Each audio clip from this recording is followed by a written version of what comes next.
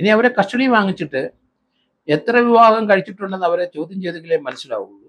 ഏതായാലും ഇപ്പം police arrest ചെയ്ത സമയത്ത് തൊടുപുഴയിലെ അമേരിക്കക്കാരനുമായിട്ടുള്ള വിവാഹം അതേപ്പറ്റിയുള്ള കൃത്യവിവരങ്ങൾ ലഭിച്ചിരിക്കുന്നു പോലീസിന്.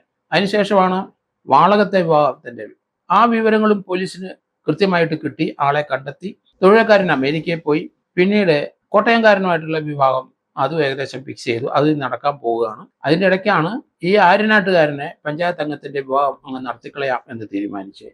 ഏതായാലും വളരെ ഹെക്റ്റിക് ഷെഡ്യൂൾ തന്നെയാണ്. തിരക്ക്, കൃത്യമായ തിരക്കുകൾ. അത് തന്നെയല്ല, കൃത്യമായി വാക്കുപാലിക്കുന്നുണ്ട്.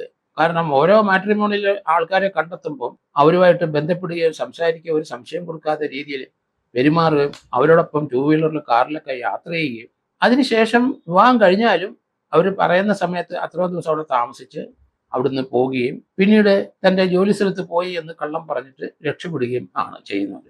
ഏതായാലും വളരെ രസകരമായ ഒരു സംഭവം തന്നെ.